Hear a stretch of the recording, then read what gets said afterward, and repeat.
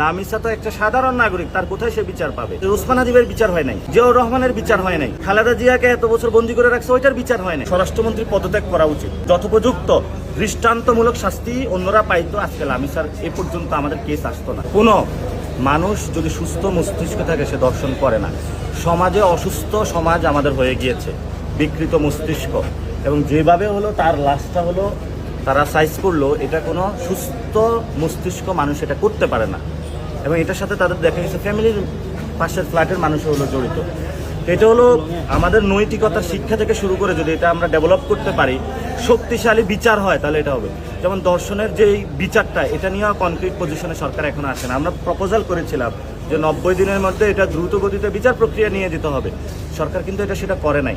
এখন স্বরাষ্ট্রমন্ত্রী এটাতে ওই ফ্যামিলির সাথে একটু দেখা করা প্রয়োজন, এবং সেটা নিয়ে আজকেই তাদেরকে ঘোষণা দেওয়া দরকার যে আমরা হলো ধর্ষণের সর্বোচ্চ বিচার বাংলাদেশে নিশ্চিত করবো ইনশাআল্লাহ।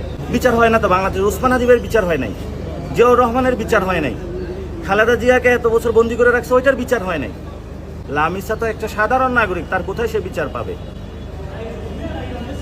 সরকার তো ব্যস্ত আছে কার্ড নিয়ে, এদিকে ধর্ষণ, খুন, রাহাজানি, মারামারি, ডাকাতি। গতকাল একজন ফোন দিল, হুজুর ওর বাসার সব জিনিস ডাকাতি করে নিয়ে গেছে, সেফটি নাই কোথাও, নিরাপত্তাহীনতা আছে বাংলাদেশ। এটা সরকার দেখেও না দেখার ভান করে থাকে। শুধু লামিসা না, গত 1 বছর ধরে সরকার ক্ষমতায় আসার পর থেকেও অসংখ্য জায়গায় বাচ্চাদেরকে ধর্ষণ করা হয়েছে। আমরা এটা নিয়ে প্রতিবাদ করেছিল, কথা বলে সরকারের হলো কানে যায়নি। সরকার স্টেপ নিলে আজকে লামিসার হত্যাকাণ্ডটা হতো না। যদি যথোপযুক্ত দৃষ্টান্তমূলক শাস্তি অন্যরা পাইতো, আজকে লামিসার এ পর্যন্ত আমাদের কেস আসতো না। এটা সরকারের পুরোপুরি ব্যর্থতা।